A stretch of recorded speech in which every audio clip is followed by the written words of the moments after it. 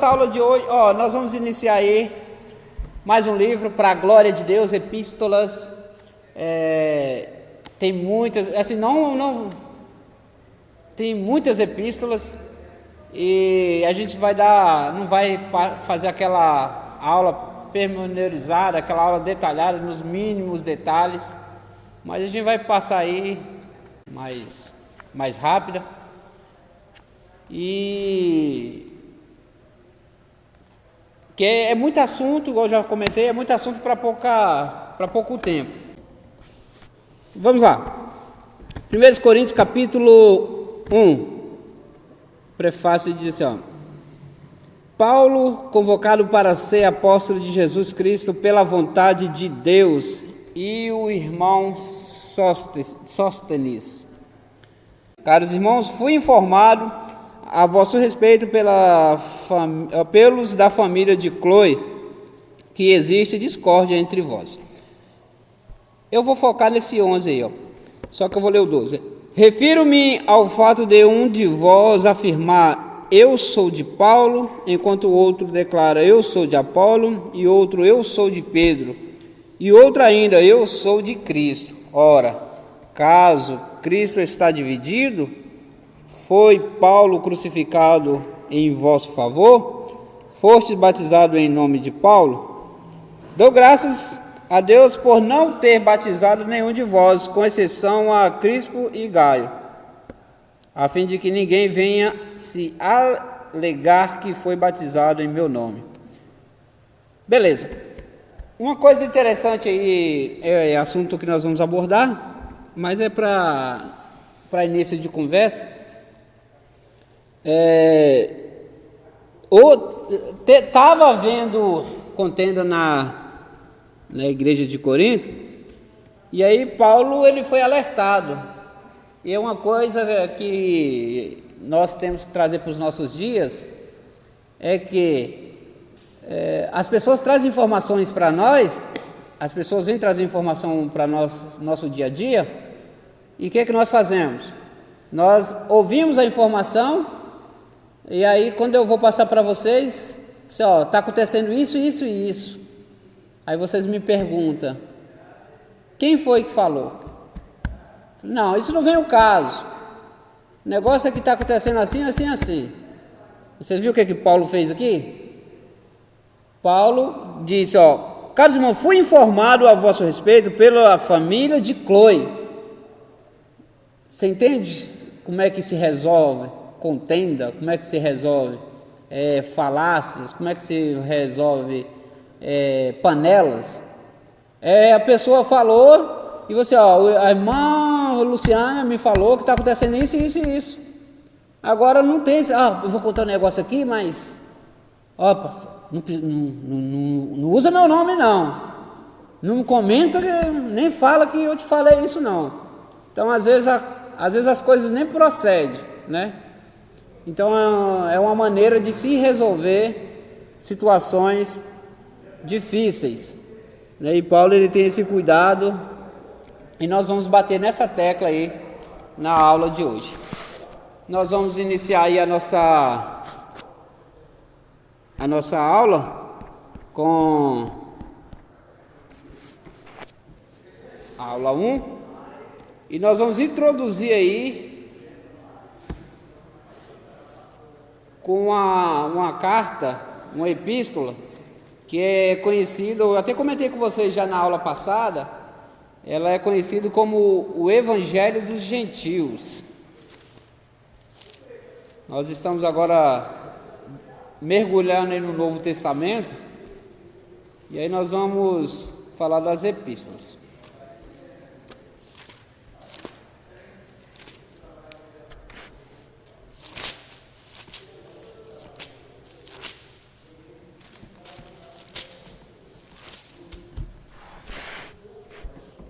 Hoje a nossa aula nós vamos tratar aí de Romanos, 1 e 2 Coríntios e Gálatas, né? São as epístolas que nós vamos tratar hoje aqui.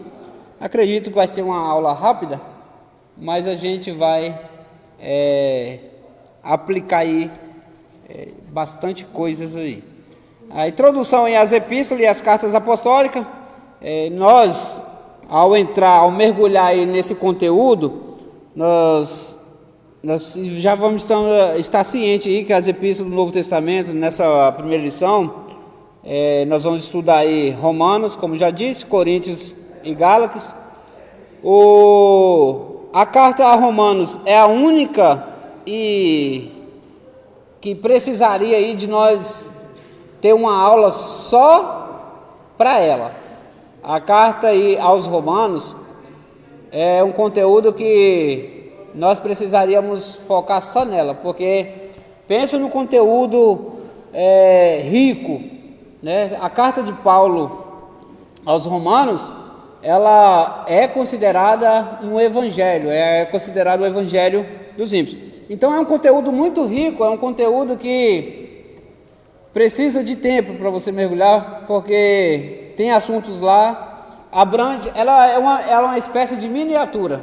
Assim como Isaías é a miniatura de toda a Bíblia, Romanos, ela é uma espécie de miniatura também do Novo Testamento, da Bíblia, mas o foco mais no Novo Testamento. Então nós precisaríamos de bastante tempo, e é interessante ler essa carta para nós termos aí facilidade quando se trata de Bíblia. Há muitos assuntos difíceis que eu digo assim, lido, tratado sem contexto, você vai encontrar aqui em Romanos, né? Mas aí, se você se aprofundar, você vai ver aí os seus detalhes. Quanto aí, como eu já disse, nós não vamos poder entrar capítulo por capítulo ali, ficar ali mergulhando, né? Fazendo uma aplicação expositiva, mas a gente vai tentar extrair o máximo no tempo que nós temos aqui. As duas epístolas aos Coríntios, em especial devido à pluralidade de temas, e Gálatas também. A definição de epístolas, vocês têm epístolas, vocês já sabem, né, que é a mesma coisa, no final das contas é a mesma coisa que cartas. Quer ver? Uma coisa que vocês que é estudante da Bíblia, vocês têm que ter entendimento, vocês que estudam o curso, que epístola, se tratando do Novo Testamento, se trata de cartas e epístolas. Falando do Velho Testamento, aí já não é nem carta e nem epístola. Aí nós falamos de livros, né? Por exemplo, 1º e 2º Samuel, 1º e 2º Crônicas, 1º e 2º Reis. Então, quando você for fazer uma leitura do Velho Testamento, não se lê 1ª e 2ª Reis. Vamos ler aí o livro de 1ª Reis. Velho Testamento é livros. Então, se trata livro dos reis, né? Livro das crônicas. Igualmente não pode no Novo Testamento. Vamos ler aí o primeiro livro de Coríntios, não existe também. O primeiro livro de Tessalonicenses, que são cartas, então são primeira. Velho Testamento no masculino, que é livro. Novo Testamento feminino, que é cartas e epístolas. Considera que na antiguidade as pessoas diferenciavam uma epístola de uma carta, definindo que a epístola, mesmo quando enviada a uma pessoa, era considerada uma carta aberta. Ou seja, quando se tratava de uma epístola, ela era considerada, mesmo que fosse direcionada a uma pessoa, ela era universal. Uma carta, já a carta, quando se falava assim, estou escrevendo aqui uma carta, isso aí já era mais pessoal. Era uma coisa mais pessoal, mais restrita. Oi? Isso. Se tratando de epístola, era uma coisa... mesmo que eu direcionasse a você, mas era uma coisa assim universal, era a nível público. Já uma carta já era mais focada. Só que depois, né, ao longo dos anos aí, o termos epístola e carta se tornaram praticamente sinônimos, né? Então, ou seja, tanto faz eu falar de cartas como epístola, que tem o mesmo sentido, né? E as epístolas, as cartas, essas epístolas, elas literalmente são universais, porque é tanto que nós estamos aqui utilizando elas. Olha o quanto que essas cartas, que elas contribuem para o nosso cotidiano, né? O quanto que elas contribuem para o nosso dia a dia.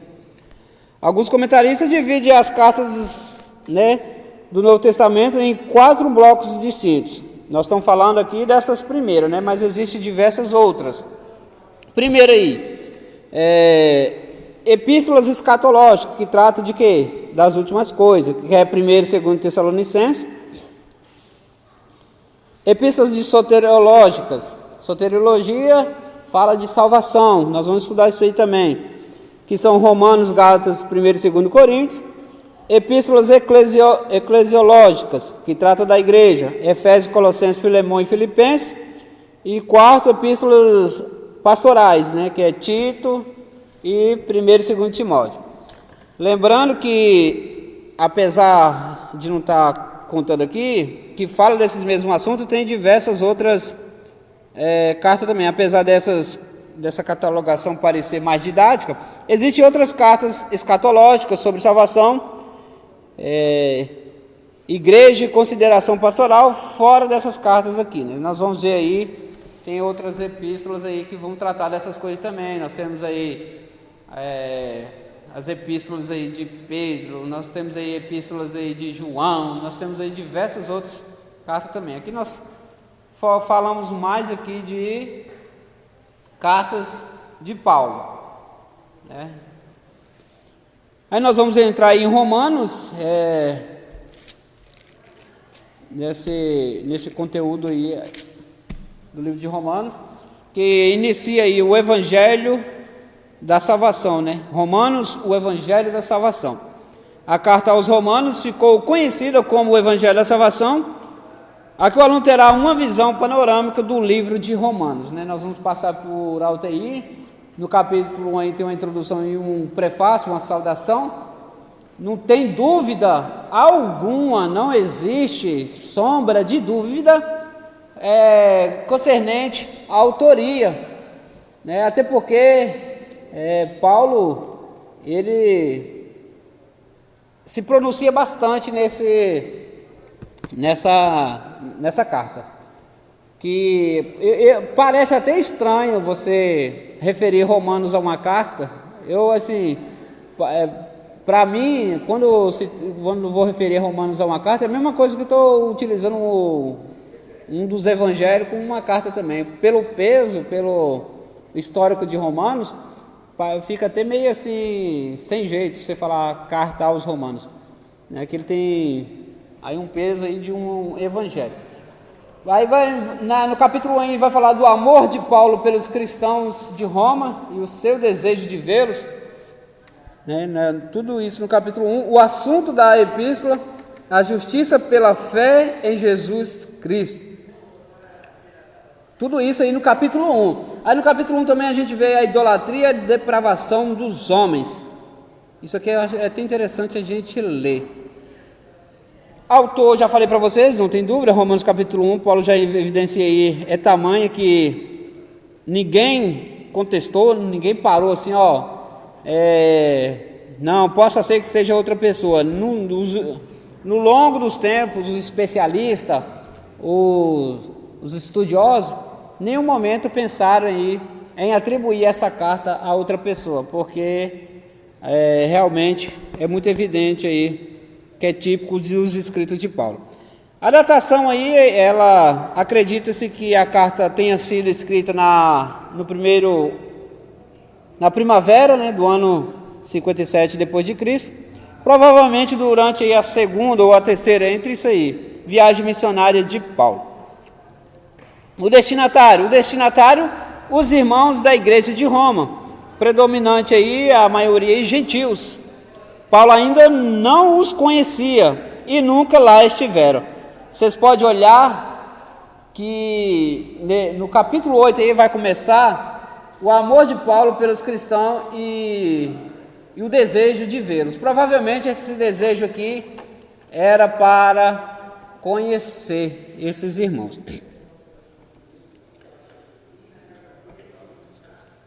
O destino e os destinatários aos romanos, né? Predominante aí os gentios. E uma das razões, ele apresenta o propósito da salvação revelado em Cristo Jesus. Características especiais aí de Romanos. É a carta mais sistemática de Paulo, que a torna mais que uma carta, um tratado teológico. Então, Romanos, literalmente, ele é um evangelho. Apesar de ser curto, né, uma carta curta, um evangelho curto, mas trata muitos assuntos que somam muito nas nossas vidas.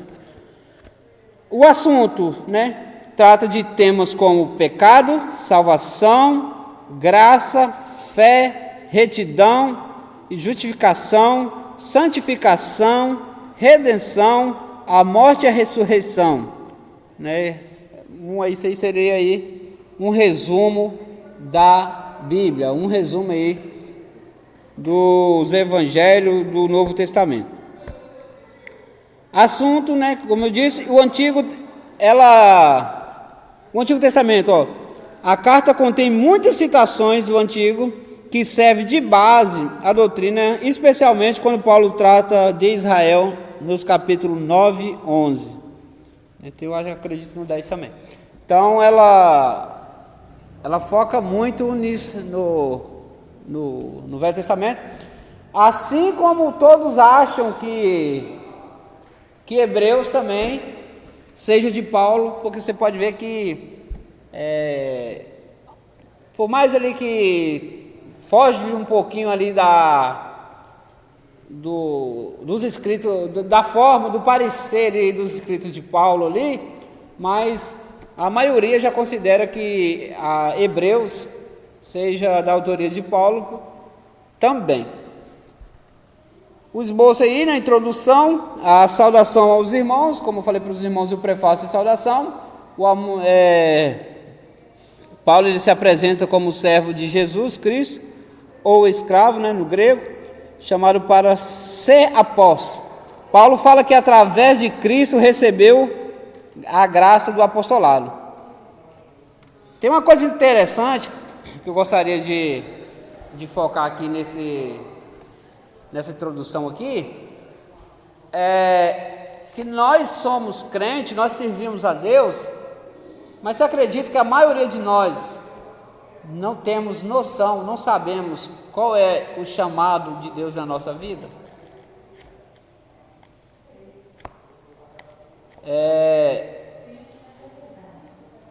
E você sabe que isso é assustador? Eu não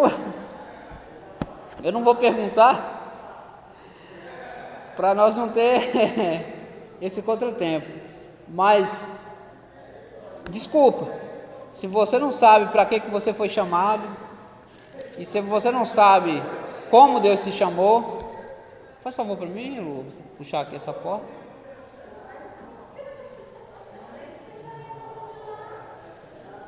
Não, deixa o Rosenberg, vai lá.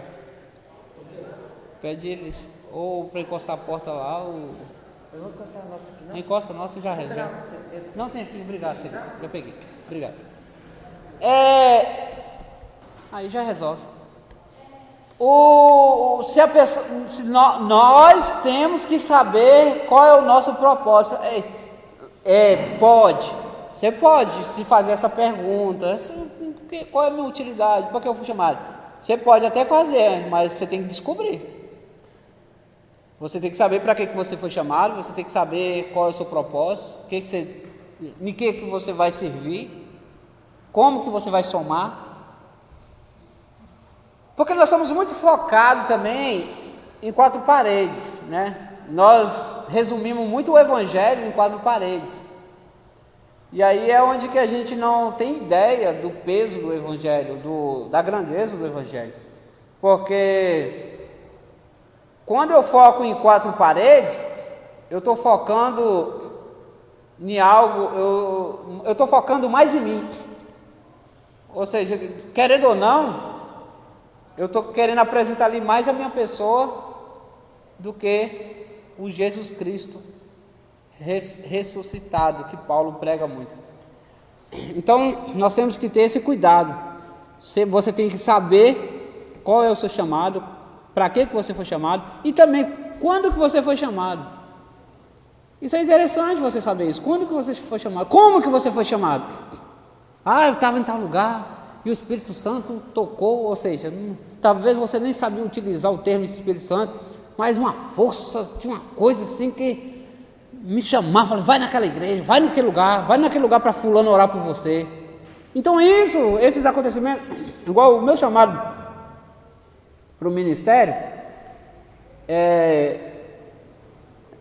porque essa questão de ministério, ela tem quando Deus chama, tem quando Deus desperta em você e você se prontifica. Tem aquele que se prontifica também, às vezes dá certo, às vezes não confere com chamado. Tem aquele escolheram,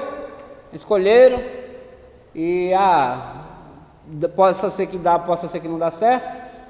Mas existe aquele que igual no caso de Paulo, e nos dias de hoje acontece, Deus te chama, onde você está, Deus te chama, Senhor, eu quero você para isso. Aí a pessoa já vem certa, sabendo o que quer, sabendo o que foi chamado. Eu lembro que quando eu me prontifiquei para o ministério, eu estava lá na porta lá, e Deus falou comigo lá na porta lá. E uma coisa que eu sempre prezei bastante é a porta da igreja, a recepção, que é um dos lugares às vezes menosprezado e onde no meu ponto de vista, é o lugar mais importante da igreja. O porteiro, ele se tratando de pessoa, ele é a pessoa mais importante da igreja, porque você vai receber as pessoas para cultuar. Então ali, a maneira que você recebe ali, soma muito na vida de quem está chegando. A forma que você trata aquela pessoa, isso é em geral, né? Em tudo quanto é lugar. Se você vai num lugar que você é bem recebido, não precisa te chamar para você ir lá. Você já vai porque você gosta do lugar. Então nós temos que ter esse cuidado. Deus falou comigo ali naquele portão, e aí foi onde tudo começou. Então nós temos que ter esse cuidado aí de se atentar para o nosso chamado. Eu já dei também alguns assistindo as ministrações e na pregação eu falava assim, que nós, como corpo, no ministério, aquilo que nos incomoda é o que Deus quer que Isso. você Nossa, eu não contento com aquilo.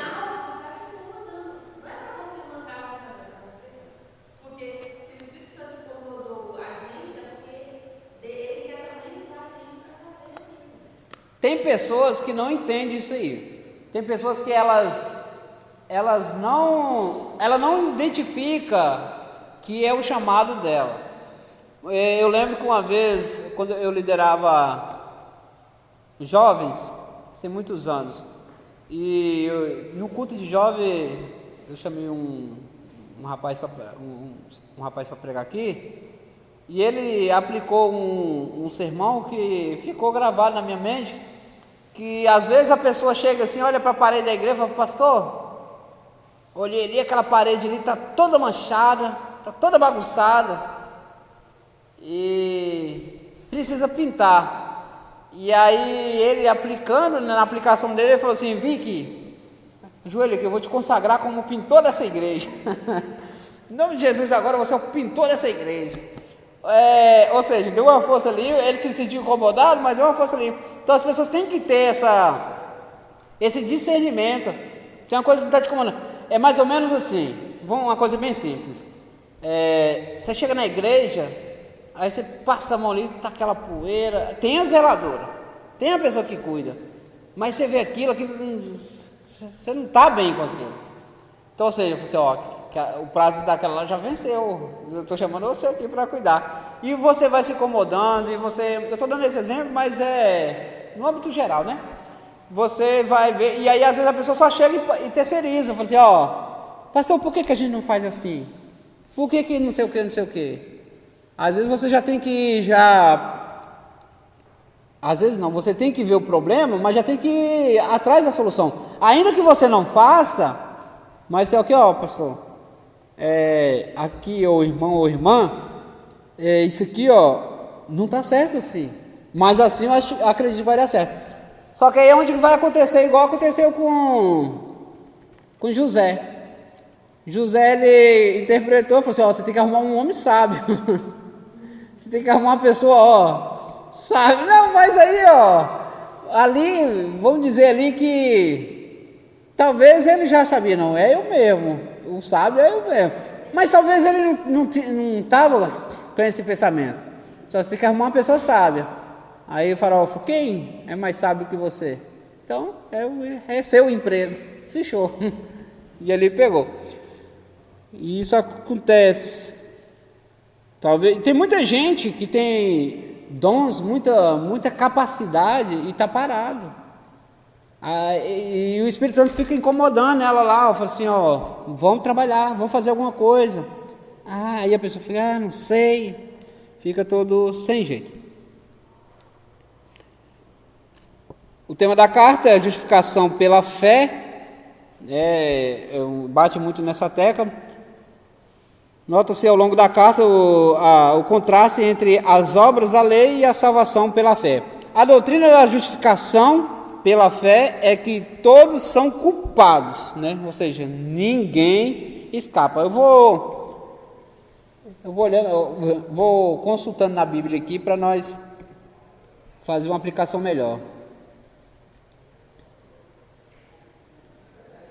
Porquanto que Deus se pode conhecer, é manifesto entre ele, porque Deus lhe manifestou.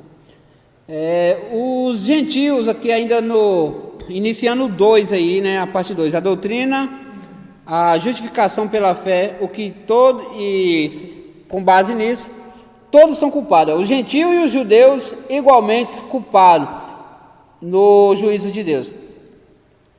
É bem notório, você sabe muito bem que os judeus, eles se achavam a última Coca-Cola, né? Eles se acham a última gota d'água no deserto, eles se achavam demais. Tem uma passagem em Romanos, tem a passagem que Pedro fala com Paulo para fazer o processo da circuncisão dos gentios, para poder agir de acordo com... não vou lembrar assim. Eu acho que é mais ou menos isso. Aí a gente vê o sentido assim, nós somos os melhores. Aí Paulo falou para assim, como que eu vou exigir algo que você nem eu mesmo faço? Não vou exigir que eu faça comigo, eu vou exigir dele. Verdade. E eles é um evangelho mentiroso, hipócrita, que eu vou cobrar algo, ou seja, era basicamente o que os doutores lá queriam, né? Eles cobravam algo e eles não estavam vivendo. Então, eles vão bater muito nessa tecla aí. Então, ou seja, eu vou exigir aquilo que eu sou capaz de fazer, aquilo que eu posso fazer. Fala.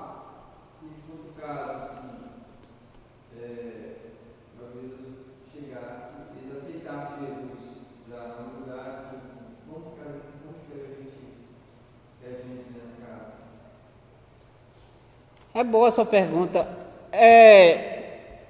As coisas de Deus, elas são perfeitas.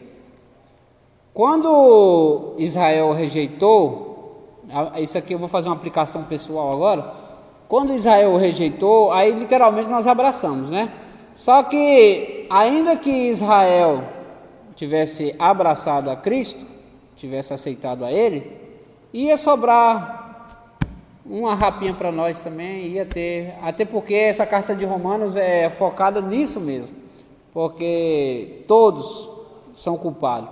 Então Jesus Cristo não ia cobrar algo de nós, sendo que Ele nos rejeitou. Nós vamos falar sobre isso aqui.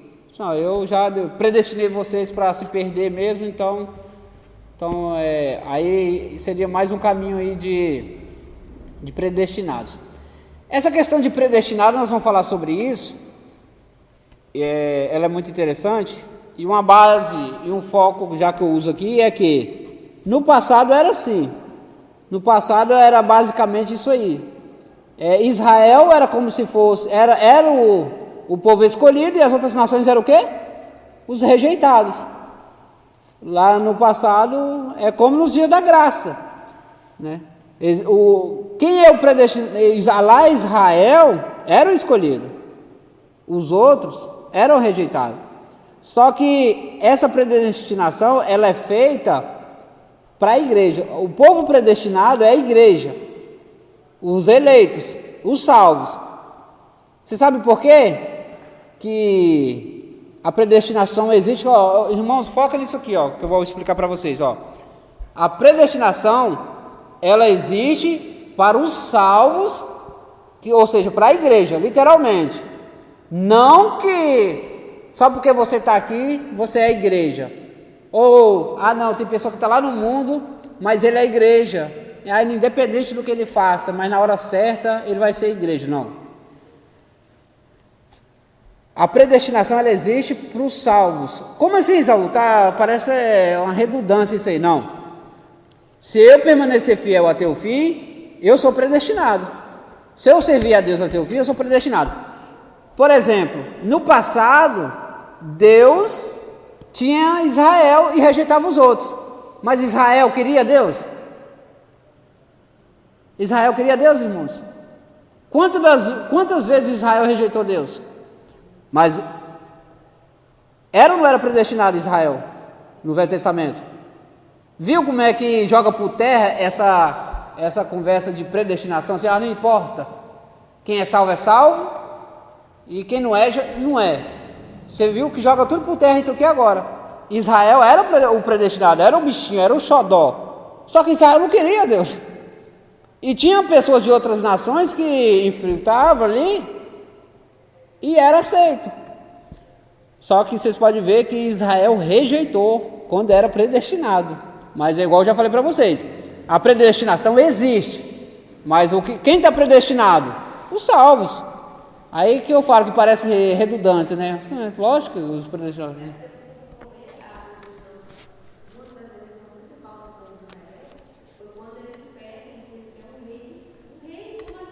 Foi a maior rejeição que eles fizeram contra Deus.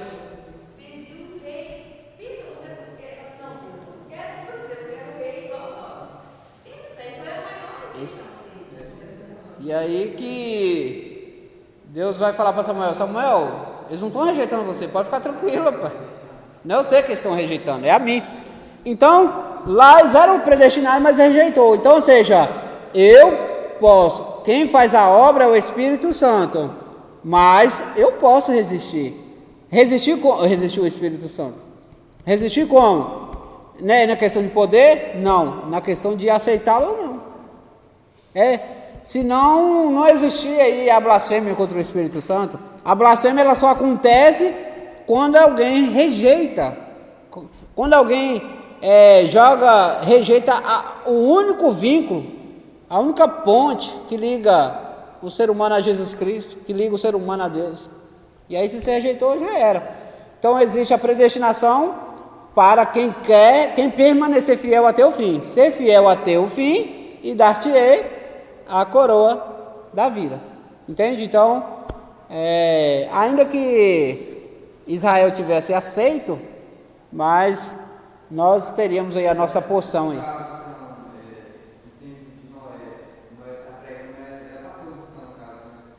Noé estava pregando para todos.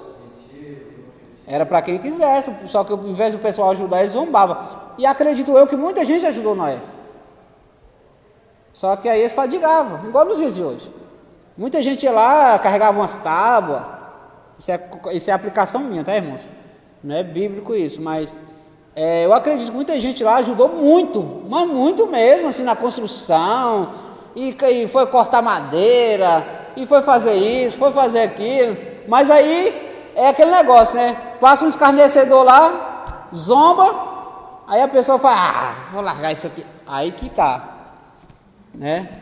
As pessoas escarnecem, aí nós queremos hoje parecer bem para as pessoas, aí a gente acaba negando a Cristo.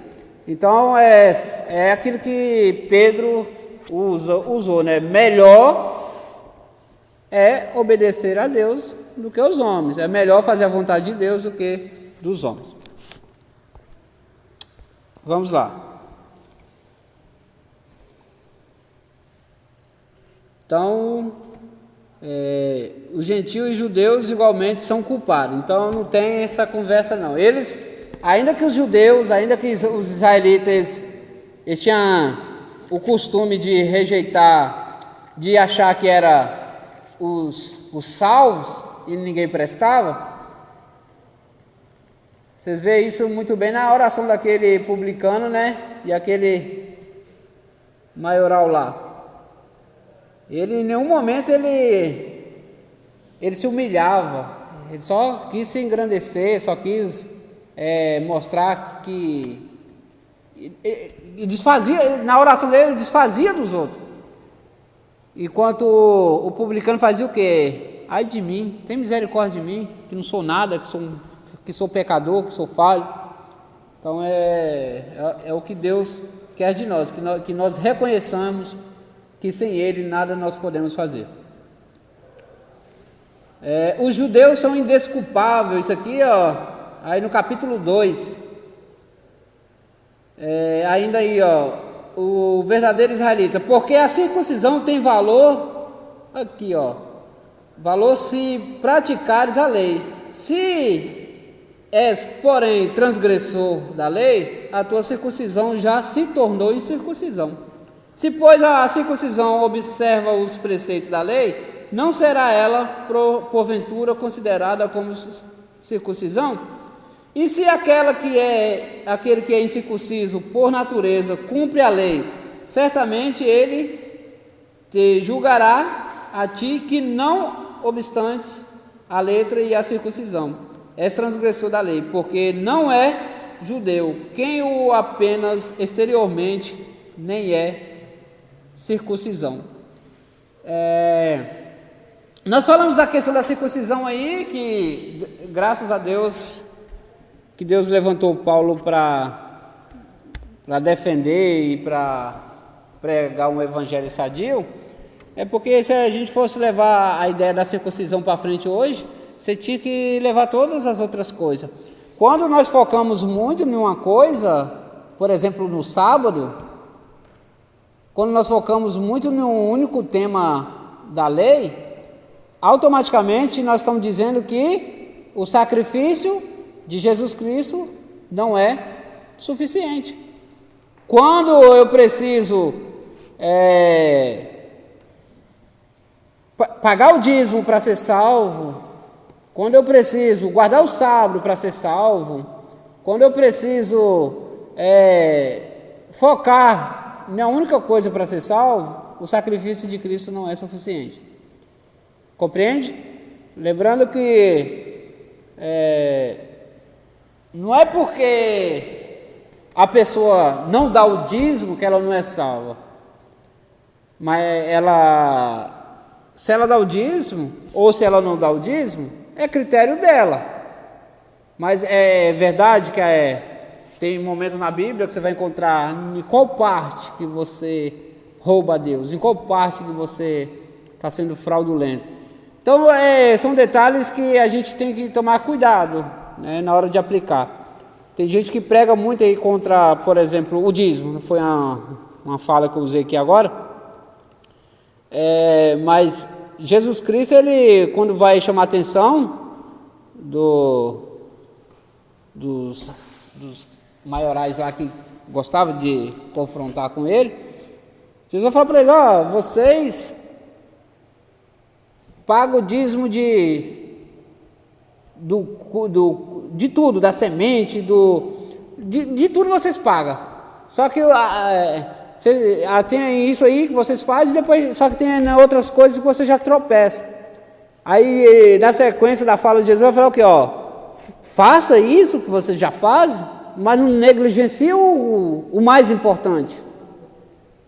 Né? Não vai negligenciar o mais importante. Tem uma certa ocasião que eles faziam tudo isso também, eu não vou lembrar a passagem, mas não estavam honrando os pais.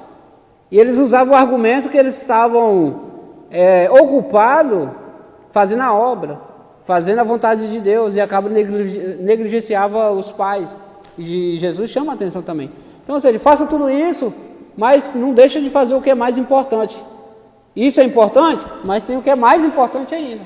Então, continue fazendo o que é importante.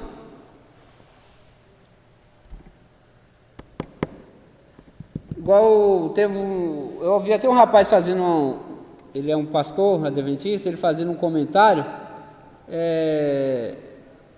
sem fundamento nenhum. O rapaz falando que tinha uma entrevista e o entrevistado falou assim: eu não guardo o sábado, então eu não sou salvo. Aí ele usou o termo: quem tropeça nenhum mandamento, tropeçou em todos.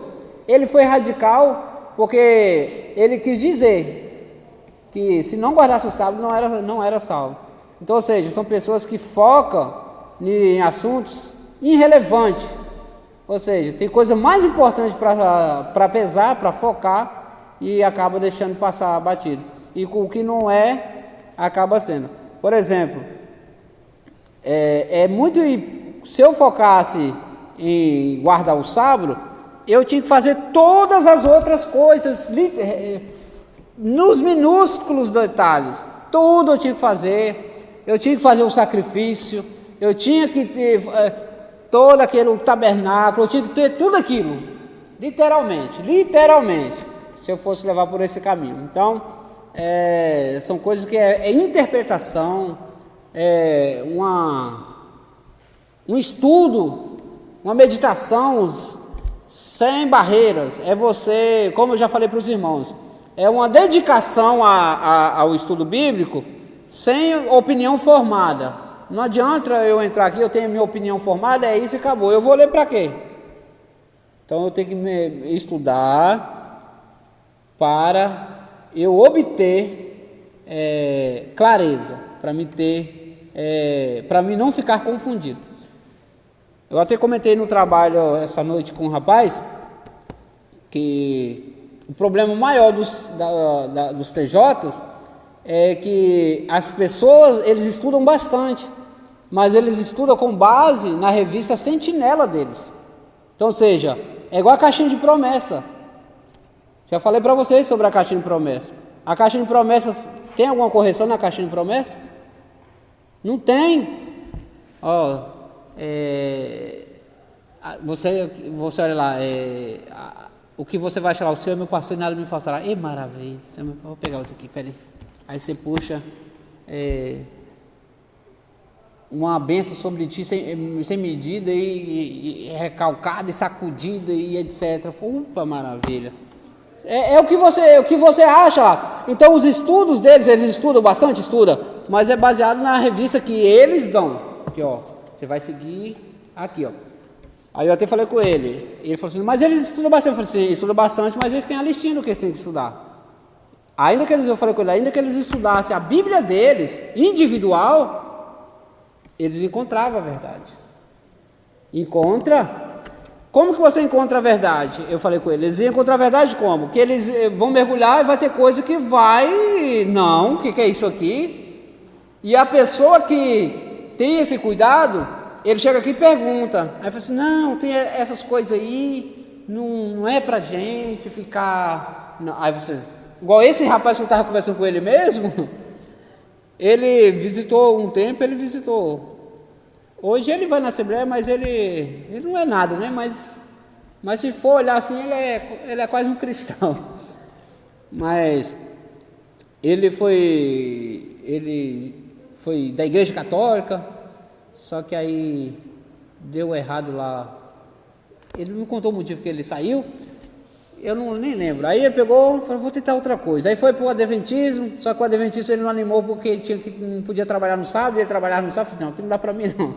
Aí tentou os TJ, só que aí nos TJ, como ele já tinha uma ideia, né, que ele já estudava, aí ele começava a ler, ele começava a perguntar, e ele perguntava demais, e ele conversa, tá? E ele pergunta, e ele perguntava, e é o que eu falo, que eu sempre aplico para vocês, não contente com o que você ouve no culto, ou que você não, tenha seu momento com Deus. E ele perguntava, e as pessoas já pediam paz com ele, quando ele via referência a Cristo, né, que eles falavam, que Cristo, ele falava, não, mas aqui está falando que ele é um Senhor também, não sei o quê. Não, mas lá vai ter a situação do trono à destra. Mas como ele vai ficar à direita aqui? Eu, se eu fosse um rei, não ia querer outro trono do lado do meu, não. Mais ou menos assim, né? Você tem uma noção. Ah, mas isso aqui tá, esse negócio aqui não está muito certo, não. Então, tem que ser muito... Aí eles pegavam e deixavam ele de lado, porque... Mas é o que eu estou... Pois é, graças a Deus, ele não foi por esse caminho. Ele ficou 8 meses estudando com esse povo, mas não foi por esse caminho porque ele estudava, ele meditava. Então, você consegue ver a realidade se você estudar, mas eu não posso ficar focado aqui, é mecanizado, vou seguir o que me passaram aqui e acabou, não, mergulha, vá, que aí você vai encontrar aí a realidade. O evangelho já falei, o crente deve ser fiel à palavra. O evangelho em relação aos gentios, a ira de Deus é demonstrada nos versículos 18 e 32 aí do capítulo 2, o argumento é que os gentios, apesar de não terem conhecimento da lei, tinham suas próprias leis para condená-los e justificá-los, as obras de Deus e a própria consciência. Ainda que nunca ouvissem o evangelho, serão julgados por essas duas coisas, pela consciência e pelo testemunho da criação. Nas aulas passadas nós falamos que Deus se revela em tudo. Eu comentei muito isso aí com vocês, que não viu a aula, procura lá para ver essa aula. Ele se revela em tudo. E Deus não toma ninguém por inocente. A pessoa nunca ouviu o evangelho. Como que essa pessoa vai ser julgada? Isso é forte isso.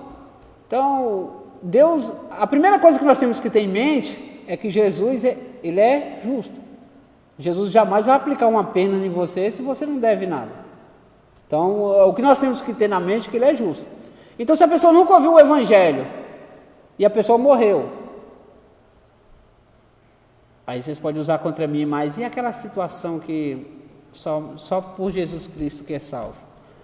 Aí o que acontece? Ainda que essa pessoa morreu sem ouvir o evangelho, as obras que ela fazia quando viva vai definir, a consciência dela vai definir o que reserva para ela.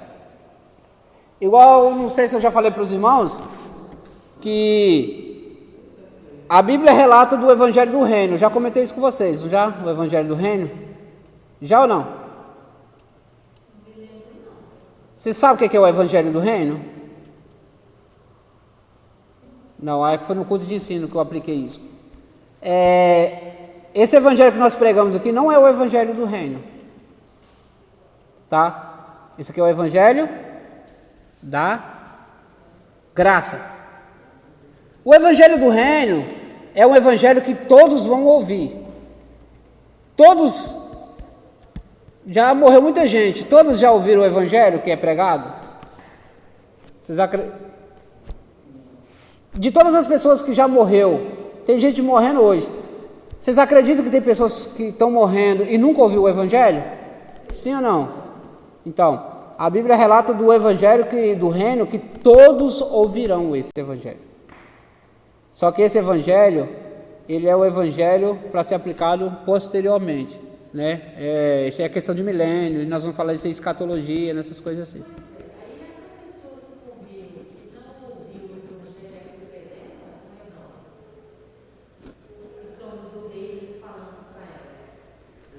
Não, assim, no seu contexto, A culpa. Será que vai ser tão. Deus é bom. Ele vai deixar aquela pessoa ir para o inferno sem que ninguém falou com ela. Então, as pessoas no nosso contexto é nossa obrigação. As pessoas no nosso contexto. Mas tem pessoas lá, tem índios que ninguém chega. São almas. Ninguém encosta. Então essas são pessoas que morrem sem ouvir o evangelho. Aí é o que aplica isso aqui que eu acabei de falar para vocês agora, ó. O que vai definir isso aí vai ser essas duas coisas, ó, o testemunho aqui, ó, da criação e a consciência. Porque o homem ele tem essa necessidade de Deus. Existe essa necessidade de Deus, independente se a pessoa conhece a Deus ou não.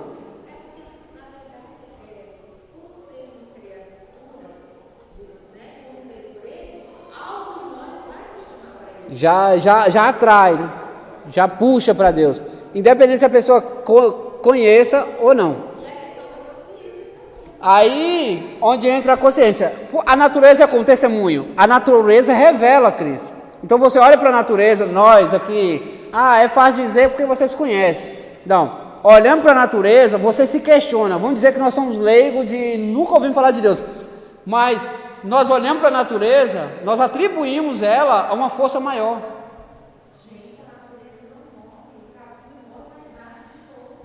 A árvore cai, nasce de novo. E aí, do nada nós atribuímos. Eu vi até uma charge essa semana, já tinha visto ela. O camarada vai na oficina de artes, né, onde tem diversas obras de arte. Eu falei, nossa, que perfeição, que não sei o que, e não sei o que, e os detalhes. Vai no outro, nossa, vê um carro, como é que pode isso, como é que pode aquilo. Aí vai na outra coisa, nossa, como é que pode isso. Aí olha para a natureza, realmente isso aconteceu do nada. Era tipo assim, era uma zoação, né, mas é para você ver a mentalidade do ser humano.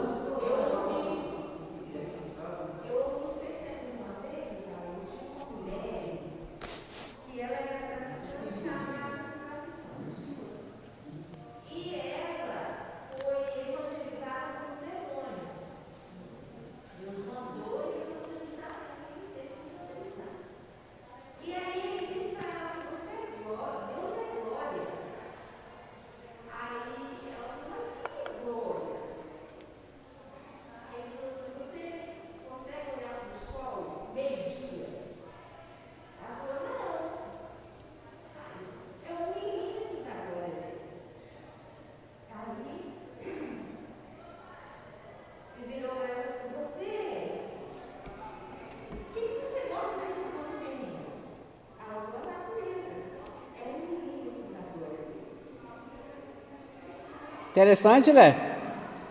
Vocês lembram que eu falei para vocês que tem pessoas que servem aos espíritos malignos consciente e tem pessoas que são enganadas. Com base nisso, tem pessoas que vêm para Cristo quando vai fazer trabalho para alguém que os demônios alertam, não mexe. E aí intriga, eu comentei isso com vocês. E aí intriga a pessoa fica assim, mas por quê? Como assim, você não é o poderosão? Lá ele não serve você? Aí essas pessoas já, não, então vou pular de lá então. Acontece isso aí. Então você olha, tem coisa que você começa a olhar assim, você do nada assim, ó, você descarta aqui por um momento que você conhece Deus. E você sente a presença de Deus por ver algo assim, ó, você vê algo, você sente. Às vezes, no alimento que você come, o sabor daquele alimento faz você sentir. Teve uma irmã que falou assim, talvez era o que eu estava fazendo, faz sentido, mas ainda que não tivesse estudando, um dia, teve uma vez que eu comi uma folha de alface, eu senti tanta presença de Deus no momento, eu estava estudando, né? Foi até solitário. Mas tem situação que você está vivendo ali que do nada você sente, você vê algo, nossa, aquilo te alegra tanto. É Deus se revelando, Deus mostrando para você que Ele está nisso.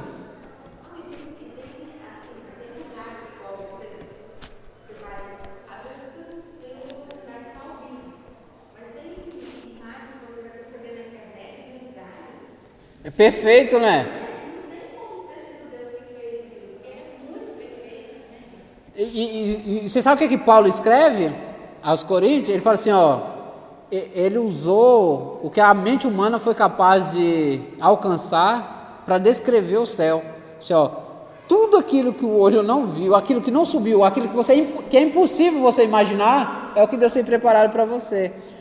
Então, com base nisso aí, irmã, a questão dessas pessoas que morreram sem ouvir, que muita gente morreu, elas vão ser julgadas como? Com base na forma que vivia. Porque o ser humano ele é mau por natureza, mas a consciência do ser humano ali, ela acusa, ela mostra, ó, isso aqui está errado. Então aqui, ó, você viu que interessante essa aplicação aqui, ó, vai ser a consciência, vai ser julgada com base na consciência, que isso aqui ninguém tira. Se tem uma coisa que pode acabar com uma pessoa, a tal da consciência. Que às vezes você faz uma coisa, que aí isso aqui já fala aqui, já é o Espírito Santo se incomodando, para você que já serve a Deus. Mas isso acontece para uma pessoa que não serve também, a consciência dela lá pesa. Então a consciência, aí é onde entra aí aquela junção do intelecto aí, da alma, ela já vai falando, não está certo, isso aqui não está correto. Tem pessoas que procuram a Deus que ela já não sabe mais o que fazer, fala assim, ó, ela chega num estágio da vida que nada satisfaz ela. Então é o consciente falando, ó, está faltando algo, tem algo errado, e aí é onde a pessoa chega até a Deus. Então essas pessoas que já morreram, elas vão ser julgadas com isso aí. Aí eu até usei a questão da fala assim, mas e para chegar a Deus tem que ser com base a Cristo Jesus. É aquilo que a senhora falou aí. Ele é amor, ele é justiça. Então, Jesus, uma coisa interessante aqui, ó, uma aplicação muito interessante. Deus, Jesus Cristo, não vai lançar ninguém no inferno, vai lançar lá a morte e o inferno. Isso é trabalho dele mesmo, de Jesus, jogar. Mas o ser humano não. Deus não vai lançar ninguém, e nem o diabo também, tá? O diabo não lança ninguém no inferno. O diabo, pode parecer até estranho que eu vou falar aqui, ó. O diabo não leva ninguém para o inferno. Ele contribui, mas o papel maior é da pessoa que cede. Quem vai levar é o pecado. O que afasta o homem de Deus é o pecado. Então o pecado, ele vai ser aniquilado. Então o pecado é um inimigo que nós temos. Eu quero que vocês entendam que o diabo é o nosso inimigo, mas nós temos um inimigo chamado pecado que não é o diabo, tá? E é o diabo. Então, ou seja, o que vai lançar muita alma e está lançando no inferno é o pecado, que é um inimigo terrível e que trabalha aí nas custas do diabo. Então, o prazer de Deus é que nenhuma alma se perca, nenhuma alma se perde. Paulo afirma que os judeus são tão culpados quanto os gentios, capítulo 2 e 3. Os judeus costumam julgar e criticar os gentios porque se achava mais justo e correto do que eles. E não somente isso, Abraão foi aceito diante de Deus 450 anos antes da lei ser promulgada. Comprovado pelos ensinamentos de Davi, infere-se daí que Abraão foi justificado pela fé. Outros poderão ser justificados da mesma maneira. Essa foi a defesa de Paulo. Lembra que quando Abraão foi justificado, existia lei? Não existia lei, não tinha lei. Então, a lei não salva ninguém. A lei não salva ninguém. Abraão ele foi justificado pela fé antes da lei. Abraão devolveu o dízimo antes da lei, entende? Tudo isso, ó, antes da lei. Então essa lei aí, nós vamos ver, se você ler Romanos, você vai ver que essa lei aí foi mais ou menos assim, ó, a lei foi criada porque Deus já não suportava mais o homem se fazer de besta. É mais ou menos isso. Não tem quando você não aguenta mais assim, eu estou fazendo errado, mas Eles falam pagando de retardado. Tipo assim, eu estou fazendo errado, mas eu estou agindo com Deus aqui com coisas que eu nem errei. Não. Aí a lei foi feita para quê? Para machucar mesmo, para dar porrada mesmo, aqui vai para o inferno por causa disso aqui, ó.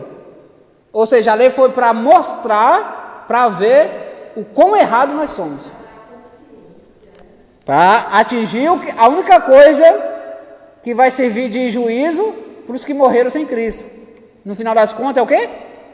Consciência. Está vendo como é que tudo leva a mesma coisa? Então, a lei ela foi criada porque Abraão já estava vivendo a lei, antes da lei existir. Só que aí Deus não estava suportando, falou assim, então vai lá, escreve aí.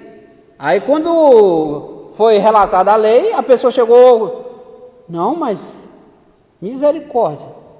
Então, ou seja, reconhecemos, nós vimos o quanto que nós cometemos o erro. O bem que eu quero fazer é ruim que eu faço, né? Mas o mal já está lá, já pratiquei. É bíblico, olha para você ver. Continuando.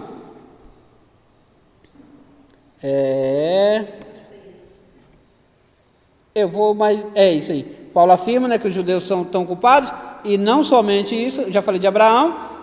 O 4 aí, o 4 não, que a minha numeração aqui está diferente, que tem muito assunto repetido que eu acabo pulando. Os benefícios da doutrina da justiça pela fé, aí no capítulo 5. O capítulo 5 trata da justificação pela fé. Ser justificado significa tornar-se justo, mas ele torna a dizê-lo: sendo, pois, justificado pela fé, temos paz com Deus por nosso Senhor Jesus. Então, Paulo responde às subjeções. Todos os homens na condição de pecadores, esse é o capítulo 3. O judeu não constituiu exceção, ou seja, pecador também. A justificação pela fé em Jesus, no capítulo 3, aí o 21. Mas agora, sem lei, se manifestou a justiça de Deus, testemunha pela lei que pelos profetas a justiça de Deus mediante a fé em Jesus Cristo, para todos nós, os que creem, porque não há distinção, não tem diferença, o negócio é crer. O 5, a justificação pela... Não, vou ler aqui do... capítulo 5. Aí no capítulo 4 de Romanos, Abraão é justificado pela fé, comentei com vocês, bem antes aí da lei. Agora no capítulo 5, a justificação, já li. O capítulo 5 trata da justificação pela fé, e ser justificado significa tornar-se justo, né, que é a justificação pela fé e paz com Deus. Adão e Cristo, né, aí é uma comparação aí entre Adão e Cristo, o primeiro Adão e o segundo, né? Portanto, assim como por um só homem o pecado, né, entrou no mundo, então, e a morte, assim também a morte passou a todos os homens, porque todos pecaram, ou seja, tanto judeu como gentil, porque até os regimes da lei havia pecado. E muito mais, o pecado não é levado em conta quando não há lei. Aí, o que eu acabei de falar para vocês. O pessoal vivia pecando, vivia cometendo pecado, vivia fazendo as coisas erradas. Aí foi preciso Deus dar um basta e fez a lei, para a pessoa se conscientizar. Entretanto, fala. Eu acho que é pior ainda que a lei. Porque a graça você precisa trabalhar muito na sua consciência. Porque Jesus, quando ele veio trabalhar o nosso interior, a nossa consciência.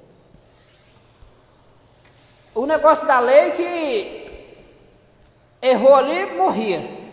Aí os outros que estavam perto já ficavam espertos, né? Essa é a questão. Aí tem gente que abusa da graça, só que o preço, a conta vai vir. Por isso que eu acho que é pior. Porque antes tinha presente. Na hora. fulminava, né? E agora não, é a sua consciência. Justificação pela fé. A justificação pela fé não encoraja o homem a pecar, mas o liberta do pecado. Então, no passado o negócio era mais estreito. E você pode ver que o ser humano ele é ruim, o pessoal via isso tudo acontecer, mas não estava nem aí, né? Igual lá, quanto povo que morreu enfrentando Moisés, o povo deles mesmo, e ainda assim levantava outros, né? E esse pessoal dura serviço. Quando, capítulo 6 e 7, Romanos trata do mesmo assunto, a relação entre batismo e a morte. Livres do pecado pela graça. A lei, a escravidão e a graça. A lei revela o padrão de Deus, mas não fornece o poder espiritual para viver. A graça, contudo, cancela o pecado e permite ao homem começar tudo de novo. Os crentes definitivamente morreram para a lei e foram unidos a Cristo. 7, 1 ao 4, capítulo 7. Analogia do casamento, aí no capítulo 7, onde ele faz aí a analogia do casamento, a lei e o pecado.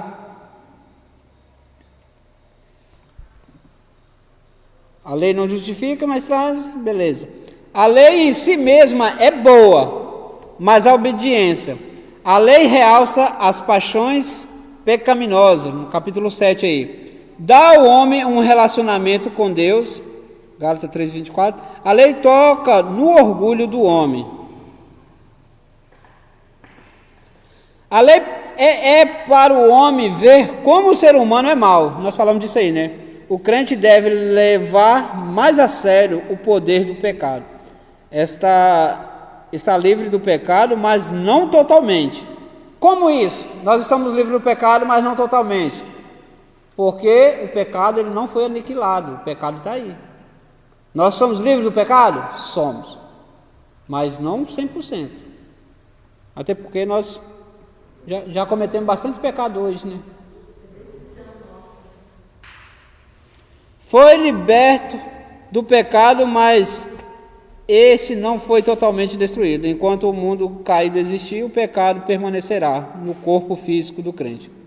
No mundo imperfeito e distorcido, o pecado leva o crente a viver de maneira imperfeita. Vai ter um momento, né, que aquilo que é corruptível se revestirá da incorruptibilidade. Aí acabou. Aí está livre. Justificação pela fé liberta o homem da escravidão do pecado. O crente que está em Cristo, em Jesus, está livre da condenação. Ter o Espírito de Deus no íntimo nem sempre significa submeter-se ao seu controle. Nossa, que tem gente aí que tem Deus na vida, mas confronta com o Espírito Santo. Uma pessoa pode estar no Espírito, mas não viver segundo o Espírito. Eu expliquei isso aí na aula passada sobre o Espírito Santo na vida da pessoa, que a pessoa pode ser batizada no Espírito Santo, mas o Espírito Santo pode não habitar naquela casa. Eu moro na minha casa, mas eu não estou lá agora. Então, ou seja, a pessoa pode ter o Espírito Santo, mas está fazendo coisa errada. O Espírito Santo não vai habitar ali. Outra questão que precisa ser resolvida: é necessário sofrer para poder ser herdeiro de Cristo? É uma pergunta. O que vocês acham disso? É necessário sofrer para ser herdeiro de Cristo?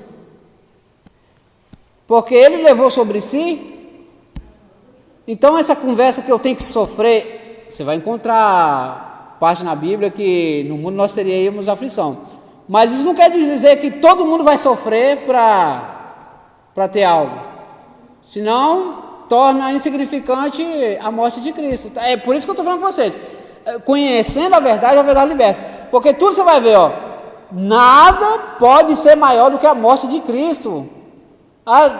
Cometer um pecado aqui, tem salvação mais não. Então, ou seja, que não seja a blasfêmia contra o Espírito Santo, então o pecado ali, a morte de Cristo não supera aquilo ali. Eu tentei lembrar de um nome que eu lembrei,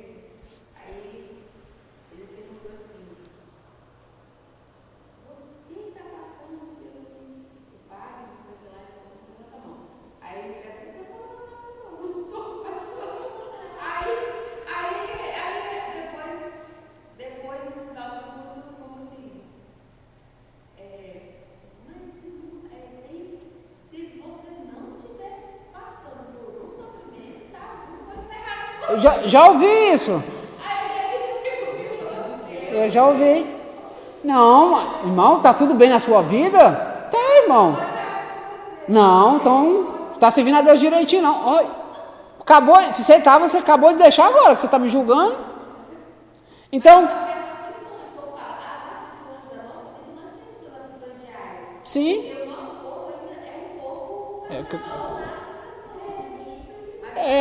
Então, uma coisa que nós temos que tirar da mente é isso aí. Não necessariamente. Tem hora que a gente se mutila, irmão.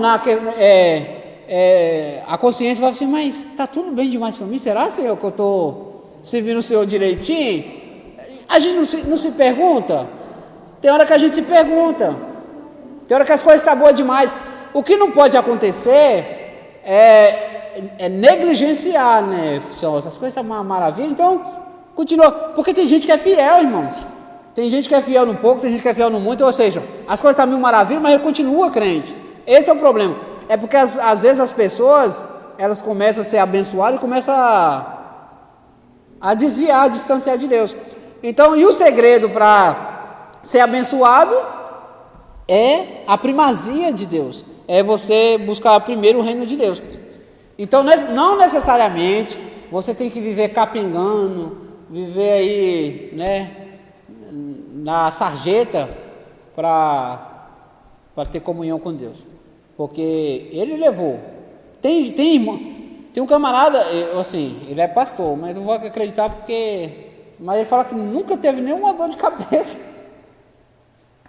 Então, aí você fala assim, mas como é que pode? Mas não é crente por causa disso? Pelo contrário, aí é crente mesmo. Mas então,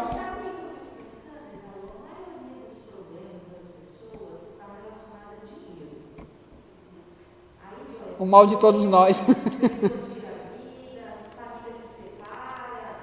Casamento. Mas eu fico pensando assim, a escola, ela nunca parou para ensinar as pessoas o financeiro, como fazer com dinheiro. Entende? Então, assim, a maioria das pessoas Maioria. por não conhecer, A maioria dos casamentos desfeitos é questão financeira. A maioria dos casamentos desfeitos, eu vou colocar aí entre infidelidade e dinheiro, eu digo que o dinheiro tá lá 70%, infidelidade vai lá em 30%, ainda vem uma outra coisa ainda. Eu até converso, eu aconselho alguns rapazes, eu falo, todo casamento tem uma parte ruim. E essa parte ruim, ela vem vestida, maioria das vezes, de financeiro. E aí que você tem que ter maturidade para resistir a esse tempo difícil. Resistindo isso aí, acabou, você supera. Porque é uma fase, é uma aula que você vai ter. E isso que a senhora colocou aí é muito interessante, para a gente aplicar principalmente para os filhos. Questão financeira. É uma coisa que é nosso dever aplicar para os filhos. Você pode ver que o filho que é doutrinado a ter uma reserva, ou seja, vou guardar um dinheirinho, vou fazer isso. Quando ele casa bem, vive bem, tem um bom emprego, porque, ou seja, ele não está trabalhando para sobreviver. Irmãos, a gente não pode ficar trabalhando para sobreviver, a gente tem que trabalhar para viver. Sobreviver, Deus me livre. Sobreviver não presta. Sobreviver é você vendendo um almoço para ter a janta, isso não presta. Nós temos que viver. Mas como que eu vou fazer isso? Aplicando. Então, as nossas crias, nós temos que aprender, tem que ensinar isso dentro de casa. Nós falamos muito ensino em família cristã. Então, aplicando isso aí, a gente resiste.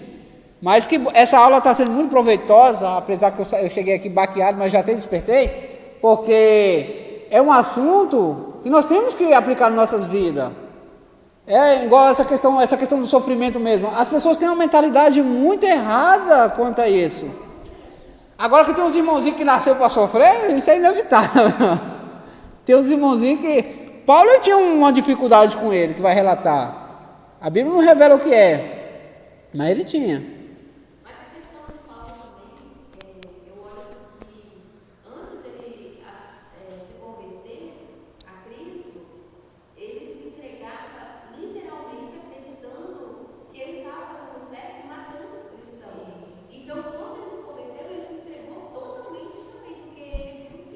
eu vi uma aplicação essa semana do camarada referente a Paulo, que eu já falei isso também com vocês aqui. Paulo, ele foi muito fiel ao diabo.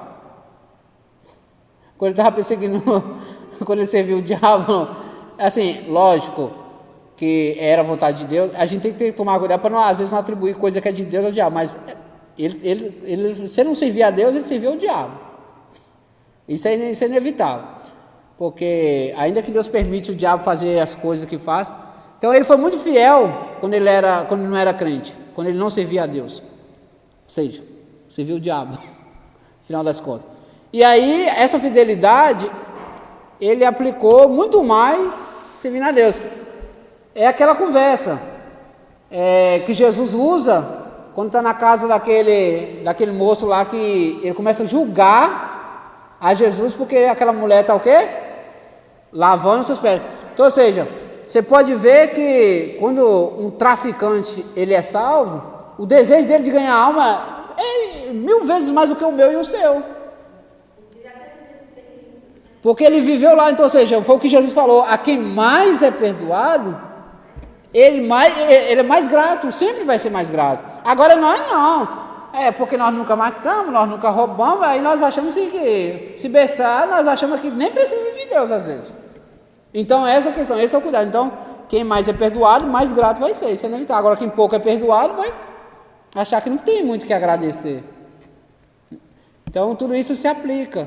Então, é muito interessante isso aí.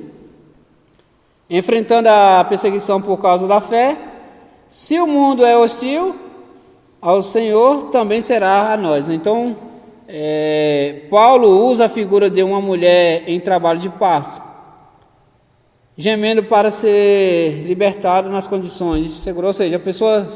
Isso aqui está falando aqui da questão assim que tem momentos difíceis, né? Aí, aqui, ó.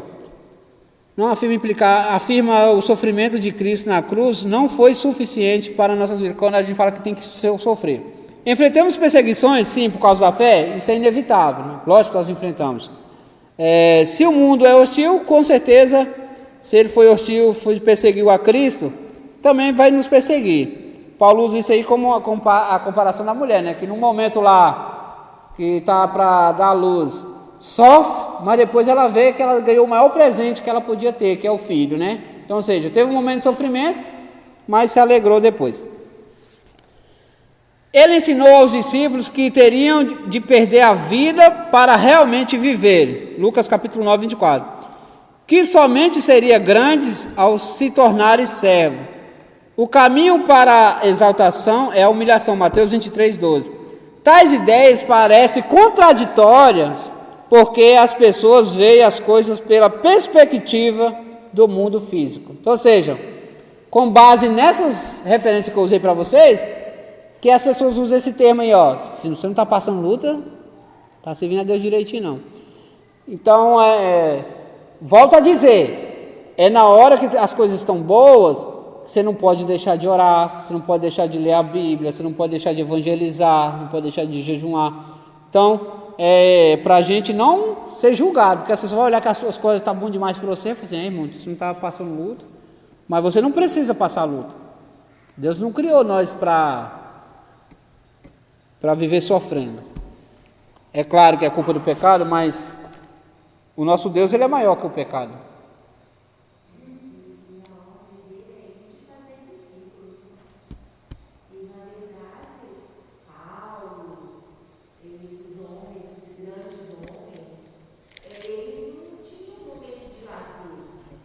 Não tem. Eles ficavam o tempo todo ali falando de Deus, entendeu? De Jesus e tal. E hoje a gente não é assim. A gente quer lazer, só lazer. Aí que tropeça. Faz uma reunião aqui e tem comida. Faz uma reunião e não tem comida. Mas lá também tinha isso, tá? Assim, tinha os pregadores e tinha momentos... Aos Coríntios vai ter os momentos lá que eles juntavam para comer lá, mas aí começou a ter contenda, porque os mais abastados estavam juntando as panelinhas deles aqui E os mais fraquinhos que não tinham condições, ele falou, não, vocês não trouxeram nada, então vocês não vão comer com nós aqui não. Então é mais ou menos assim. Aí Paulo vai, mas o pessoal gostava do festa. Deus ordenou sempre o povo fazer festa. É a questão de união, né? Ao quão bom e quão suave é que os irmãos vivam em união. Agora, no meu ponto de vista, está aqui, nós chegamos aqui no capítulo 8, isso aqui eu vou te falar, esse capítulo 8 aqui, para mim aqui, ele é um presente. Nenhuma condenação há, o pendor do Espírito. Agora, pois, já nenhuma condenação há para quem está em Cristo Jesus, porque a lei do Espírito da vida em Cristo Jesus te livrou da lei do pecado e da morte. Nenhuma condenação há para quem está em Cristo, né? A gente tem que entender isso aí.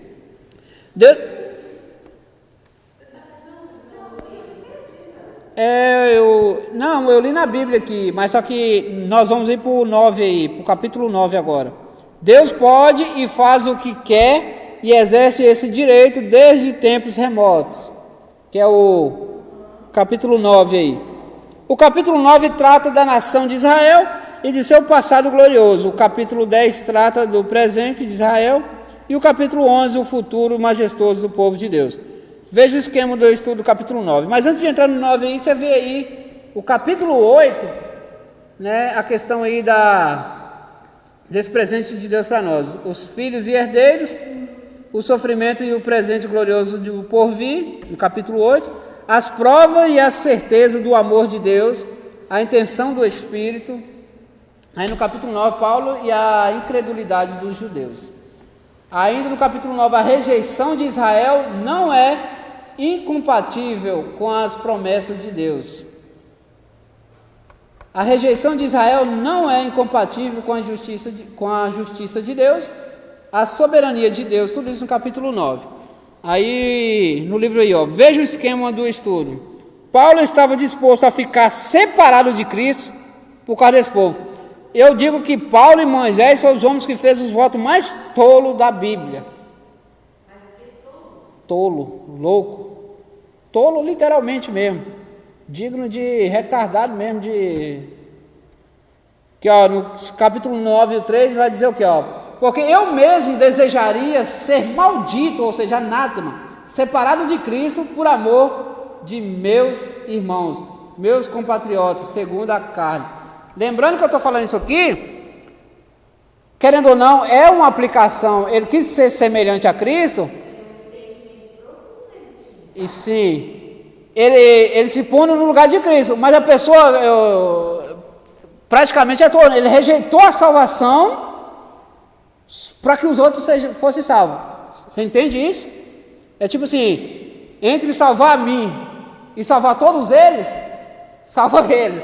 Por isso que a minha colocação, tá? Por isso que eu estou falando minha colocação que seria de tolo, de louco, de uma pessoa que não está em si, porque para o grau de conhecimento que ele tinha, ele abriu mão do céu, entende?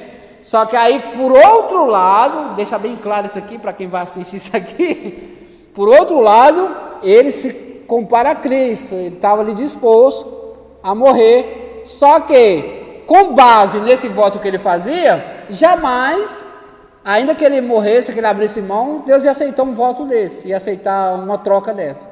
Deus jamais ia aceitar. Por quê? Porque aí entra amor. Porque aí aplica o amor, ou seja, como que eu vou jogar alguém no inferno, que é o que ele falou aqui, está claro isso no texto, não está? Que ele queria ser maldito, ser separado de Deus, ainda que ele for, como que eu ia jogar alguém que foi uma prova viva de amor no inferno? Então não tem cabimento. E a outra pessoa que faz um voto parecido com esse é Moisés também. Moisés, ele fala, Senhor, pode deixar o de fora aqui, mas esse povo aqui, ele faz um voto parecido também. Moisés, no meu ponto de vista, é o homem mais paciente da Bíblia, Moisés. Nem Jó chegou a tanto de Moisés. Continuando. Não, o pessoal queria matar ele todo o tempo. Você não vê. Futuro apóstolo. Aí, capítulo 9, 3, deixa eu só me achar aqui. Essa foi a maneira dramática que Paulo encontrou para manifestar o seu intenso amor pelos judeus. Estava se oferecendo para tomar o lugar deles para receber a punição, mais ou menos como Cristo fez pelo mundo. Só que o livro aí, ele pegou leve aí, né? Só que o texto bíblico aqui vai ser bem enfático, né? Porque eu mesmo desejaria ser anátema, ou seja, separado de Cristo, por amor de meus irmãos, meus compatriotas, segundo a carne. Então, ou seja, ele não queria ter contato nenhum com Cristo, desde quando Cristo garantisse ali que ia salvar o povo. E no céu ninguém entra de carona, né? Aí eu fico pensando assim, que a salvação, ela é individual até o ponto de você adquirir conhecimento.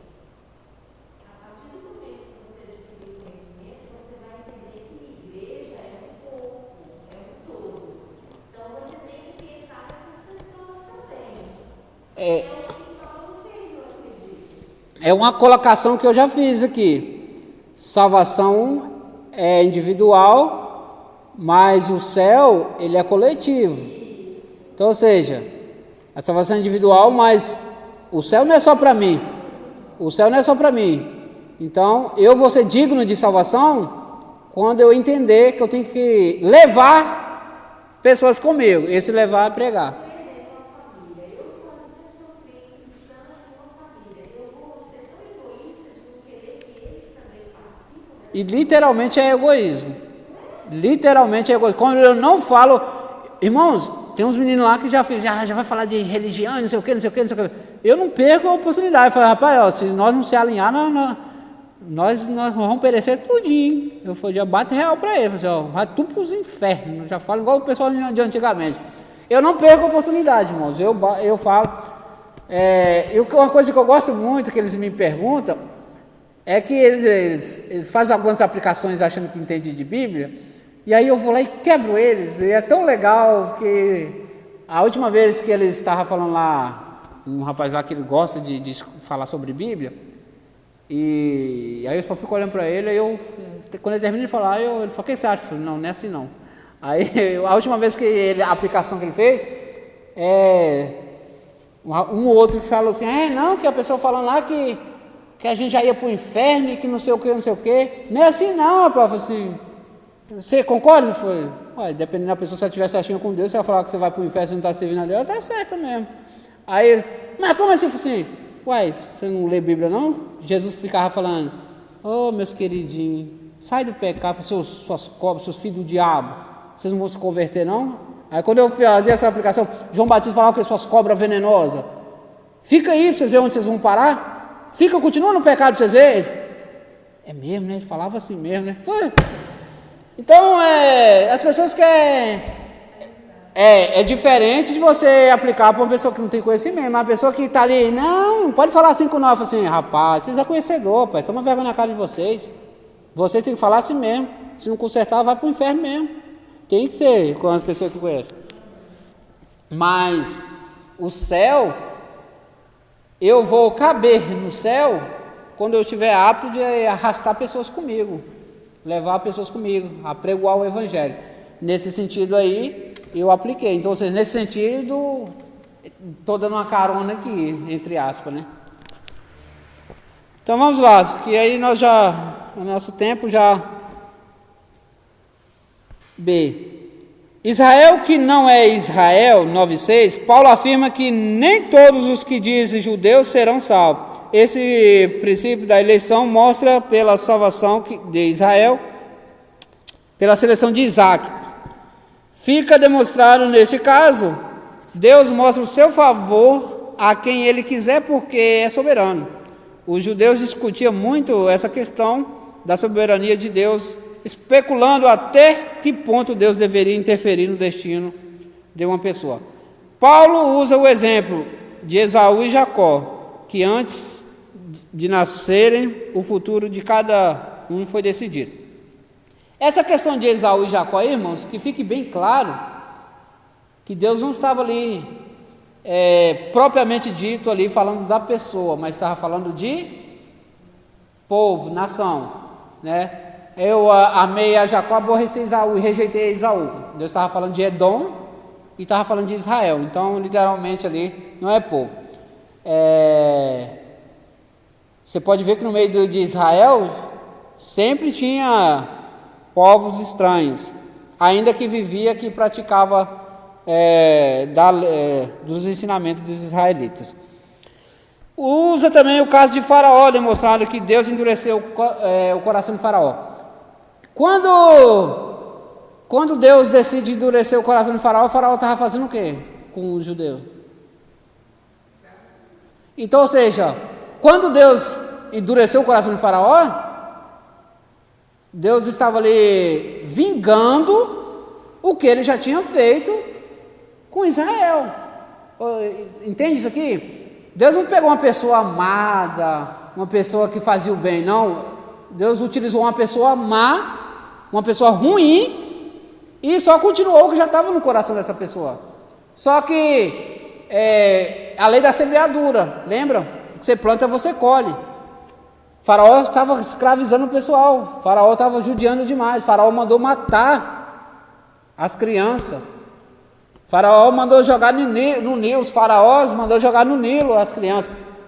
Então, quando Deus endureceu o coração de Faraó, ou seja, ele ia ceder e não ia pagar o mal que ele fez. Então, Deus tinha que provar para o povo que em cada parte da incredulidade deles, que eles tinham um Deus para tudo, Deus quis mostrar para eles que em cada parte Deus ia afetar eles.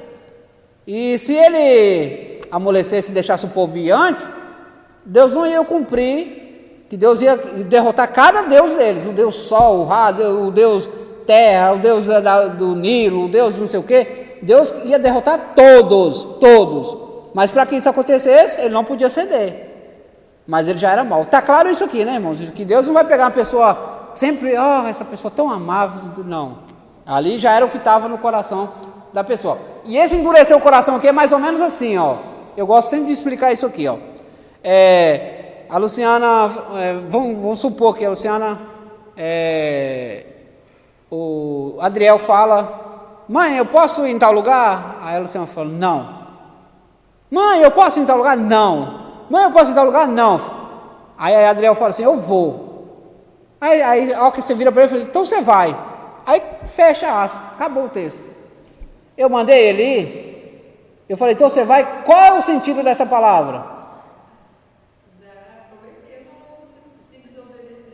Então você vai, então. Aí, entende que eu estou falando, qual é a colocação aqui? Eu falei assim: tá, beleza, Adriel, então vai. Olha o tom. É praticamente isso aqui, assim: beleza. É assim, né, Faraó? Então tá bom, então. É mais ou menos isso que Deus fez aqui com o Faraó. Tá claro, né? Então tá bom. Então vamos lá. Oi? Ué. Eu achei que nós ia conseguir pelo menos com... Os judeus rejeitam a justiça de Deus, capítulo 10, mas aqui voltando aqui, eu estou lendo na Bíblia. Eu vou ler muito isso aqui. O soberano quis mostrar seu poder em cima de Faraó aí. Paulo responde à objeção dos judeus contra a soberania de Deus. A resposta é a objeção: Deus é soberano e tem todo o direito de fazer conforme a sua vontade da mesma maneira. Deus age seguindo os princípios da justiça. Aqui, tá vendo? Ó, tudo isso que eu falei com vocês aqui, ó, a base para isso é que Deus age com princípio e justiça. Volto a dizer, Deus jamais ia pegar um camarada bonzinho, amoroso, e vou endurecer o coração desse rapaz. Não, o camarada já era digno de morte. Ou seja, tudo que você vive de adversidade é problema do seu interior. Isso aí. Você criou. É a consequência. Você é livre para pecar, mas não é livre. Você tem a opção de pecar, mas você não tem a opção de escolher receber a colheita. Então, ou seja, eu sou livre para fazer o que eu quiser, Só que o retorno não. O retorno é obrigatório. A colheita é obrigatória. Eu sou livre para pecar, mas a consequência ela é obrigatória. Ela não é livre. Então, aguenta. Esboço da carta, eu fiz aí um esboço, né? Que é a saudação de Paulo, a justiça de Deus para os judeus, o pecado. Aí tem as referências e tudinho.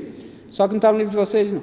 Pecaminosidade universal da humanidade, a justiça de Deus para a justificação, do 3 ao 5, a graça reina através da justiça de Deus, Deus demonstra a sua justiça em relação aos judeus e gentios, 9, capítulo 9, a justiça de Deus é compreendida e expressada na vida de seu povo, do 12 ao 15, os planos de Paulo e as suas saudações finais, no capítulo 15 ao 16. Conclusão, a epístola, capítulo 16, saudações várias,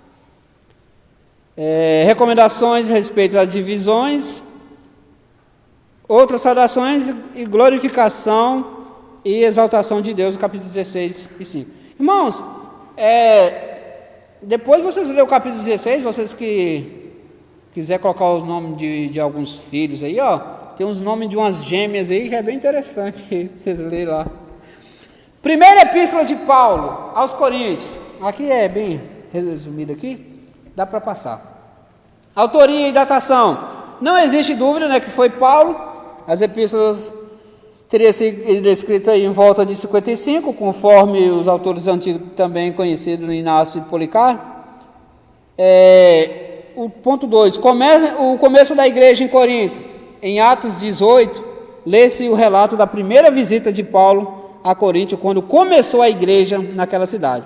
A cidade de Corinto localizava-se a porção de terra entre o mar adentro, ou seja, existia Corinto e tinha um porto de Corinto de um lado e de outro, né? E dentro de Corinto tinha uma espécie de lago que dava acesso ao mar. Aqui tinha um porto e aqui tinha outro. Era uma cidade portuária e bem movimentada, né? Era uma encruzilhada comercial ligando vários pontos da Grécia. A cidade tinha 2 portos, já falei. Mercadorias chegavam da cidade a letra B aqui, ó. População acredita que a cidade tinha uma população de 250 mil cidadãos livres e uns 400 mil escravos no Império Romano. Escravo era a maioria, ou seja, 600 mil pessoas, para você ter noção, né? É uma cidade muito grande para obter 600 mil pessoas. Linhares desse tamanho aí tem 201 cadinhos, está chegando a 200 mil. Cultura e religião. Os habitantes de Corinto se interessavam pela cultura grega e tinham muito interesse em adquirir sabedoria. Era um povo religioso que adorava seus deuses. Espalhados pela cidade, um desses templos era dedicado a Afrodite, a deusa do amor, e fazia parte do culto e a prática da prostituição. Ou seja, nesses cultos aí, tinha o pessoal lá que tinha prática, tanto homossexual como prostituição mesmo, lá entre homem e mulher. Na cidade criou-se o verbo corintinizar, como sinônimo de imoralidade sexual. Ou seja, chamar uma pessoa de corintiano seria um insulto. Um corinte, ou seja, estava referindo aí a um homossexual, um prostituto, um vagabundo, mais ou menos assim. Objetivo da primeira carta. Parece que Paulo havia escrito uma carta anterior a essa primeira epístola, porque ele menciona no 1 Coríntios 5:9. Possivelmente uma parte dessa carta ficou preservada em 2 Coríntios 6. Então, ou seja, antes da primeira carta aos Coríntios, Paulo já tinha escrevido algumas cartas para os Coríntios. Já ouvi essa citação algumas vezes também. Pediu opinião, Paulo. Perguntaram sobre o casamento, né? O objetivo dessa carta era falar do casamento. Correto para o cristão que queria saber sobre o relacionamento conjugal entre marido e não crente, uma mulher e vice-versa. A respeito, eles comentavam aí também nessa carta a respeito da idolatria, das questões envolvendo a ceia a respeito dos dons espirituais e a desordem nos cultos.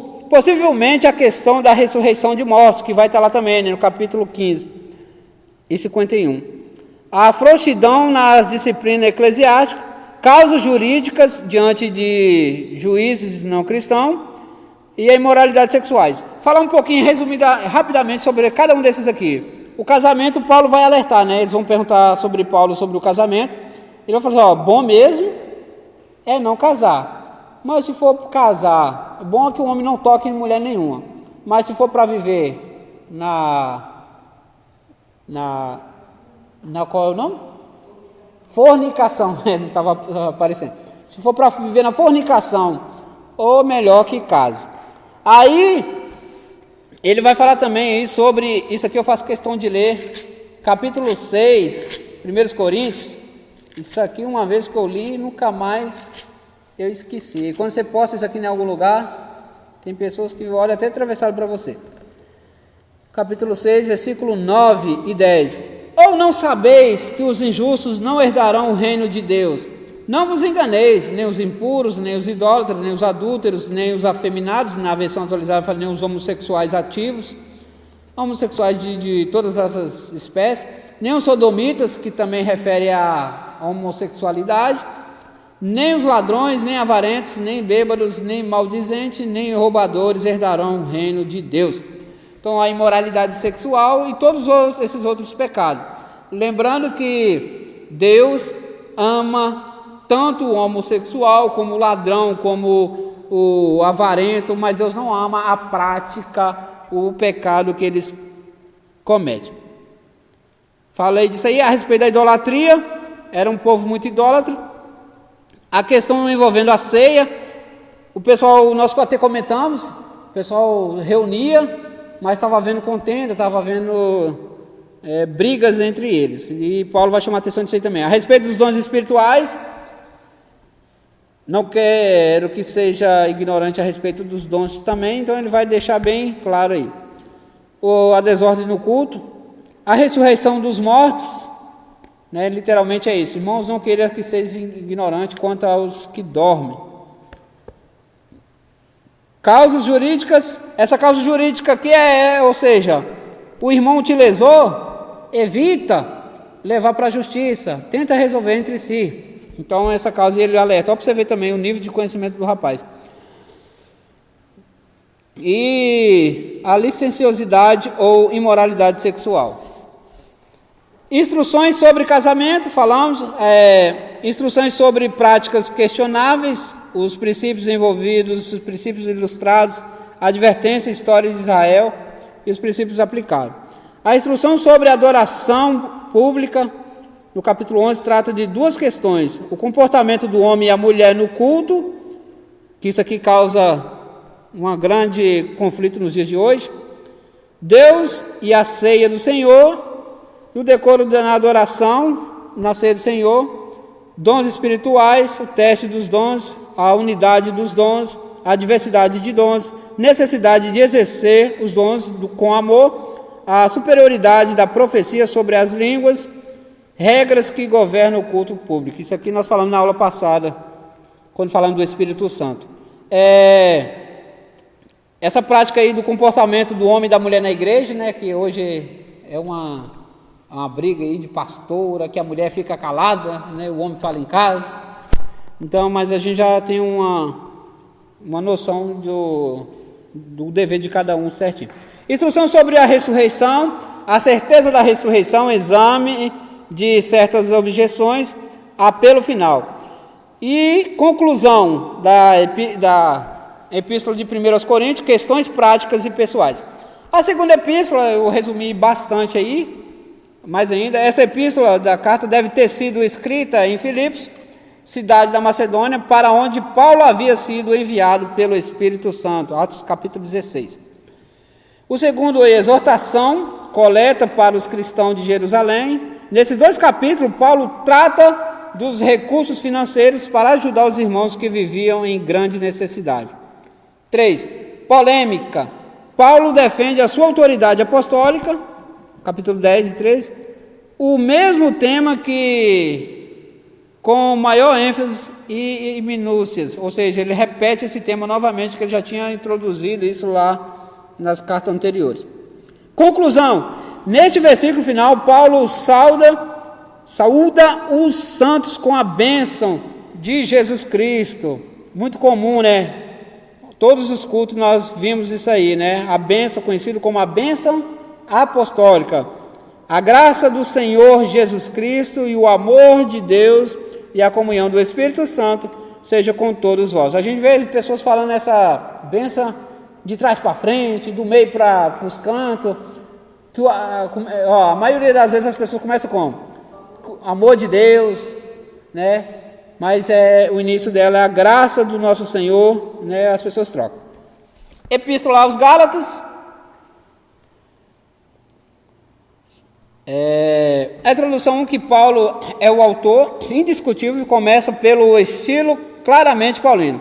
O conteúdo é a alusão na carta sobre o apóstolo ao gentio, escrito na primeira pessoa, estabelecendo toda a verdade, ou seja, eu, Paulo. Então fica muito claro isso aí. A assinatura e as alusões feitas pelo apóstolo e o gentio. Paulo foi o primeiro que anunciou o evangelho em Gálatas. Atos capítulo 16, Gálatas capítulo 1, 8. E lhes pregou o evangelho. A primeira vez por causa de uma enfermidade física, dando a entender que se deteve entre eles devido à sua enfermidade. Atos capítulo 18 e 23. Paulo visitou Gálatas pela primeira vez por volta do ano 51. Tem uma parte que eu não li aqui, ó. Justino Martírio menciona que o texto de Gálatas, a epístola foi escrita para a igreja da Galácia, um distrito na Ásia Menor, fronteiriço com a Frígia, ponto de Bitínia e Capadócia. Os habitantes da região, também conhecidos como os celtas, eram galeses na sua origem. Vocês lembram que lá em Atos dos Apóstolos, tinha todo esse povo, estava lá, um pouquinho desse povo lá, né? Frígia, Capadócia, Bitínia, tudo estava lá em Atos 2, lá quando ouviram o povo falar em outras línguas. Propósito. O propósito de Paulo em escrever essa epístola foi defender a sua autoridade apostólica, confrontar a má influência dos judaizantes na Galácia, provando que a doutrina dos judeus destruía a essência do cristianismo, rebaixando a sua espiritualidade a um sistema cerimonial. Fortalecer a fé dos crentes da Galácia para que usufruísse da vida plena no Espírito Santo. Irmãos, vocês podem ver que eu estou concluindo aqui mais lendo. Eu foquei mais na carta aos Romanos, que por visto achei mais interessante nós focar lá. Nesses aqui eu só estou lendo resumido, aí vocês fazem um estudo pormenorizado aí, mais detalhadamente. Muita, para pouco tempo é muito conteúdo. Cada carta dessa dá para nós falar numa aula tranquila e preenche o tempo todo da aula. A Epístola aos Gálatas tem muita semelhança com as cartas aos Romanos, quando trata da justificação pela fé e não das obras da lei. 3. O estilo combina com dois extremos, severidade e ternura. E essa foi a maneira de lidar com pessoas imprevisíveis, como os Gálatas. 4. Época em que foi escrita. Acredita-se que a epístola foi escrita depois da visita de Paulo fez a Jerusalém, cujo registro está em Atos 15. Isso é, em 50 depois de Cristo. Essa média de 50 e 51. Pois é possível que essa visita seja a mesma referida em Gálatas capítulo 2, 1. O esboço tem aí, da introdução do 1 ao 9, saudação, pessoal, a validação do apóstolo, né, que ele vai falar do seu apostolado. O evangelho de Paulo foi recebido por revelação especial.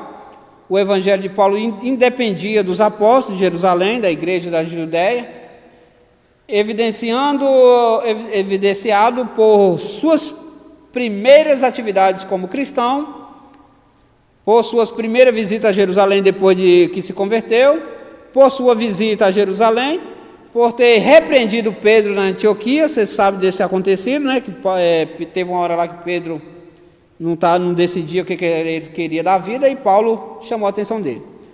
Doutrinário 3. Doutrinário justificava a doutrina da liberdade da fé. A experiência do Evangelho pelos Gálatas, a experiência de Abraão, a maldição da lei, a prioridade da promessa, o propósito da lei, filhos não escravos, apelo para serem libertos, alegoria de Agar e Sara, a prática da vida da liberdade, exortação à liberdade, a vida do Espírito, não na carne. Aí no fim tem a conclusão do capítulo 6.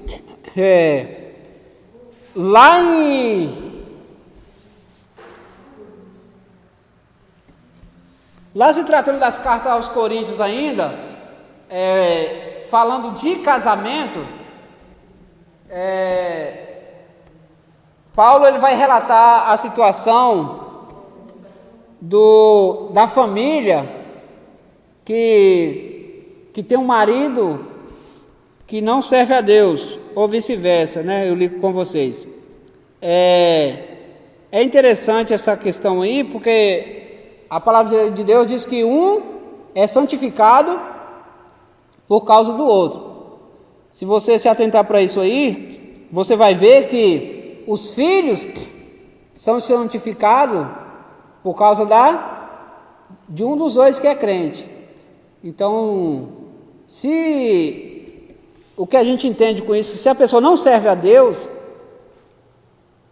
não tem como ser santificado, porque a Bíblia diz o quê? Que um é santificado pelo outro. Se a esposa é crente, o marido é santificado pela esposa, e assim vice-versa. Se o marido é crente e a esposa não é, um é santificado pelos outros, e os filhos passam a ser santificados por aquele que é crente. Logo, imediatamente, se a pessoa não serve a Deus, qual é o resultado? Né? Então a gente tem que se atentar ao que a Bíblia revela, o que a Bíblia fala. Então a gente tem que se atentar a isso aí. Irmãos, essa foi a nossa aula. Tive que dar uma corridinha nas epístolas aí, mas é muito conteúdo, é muita riqueza para pouco tempo. E próxima semana nós estamos aí, pela graça de Deus. Vou fazer o questionário com vocês, para vocês já preencher aí. E aí nós estaremos orando e retornando aos nossos lares. Amém? Quem quiser ler aí, já pode ler aí para nós concluirmos aí o questionário.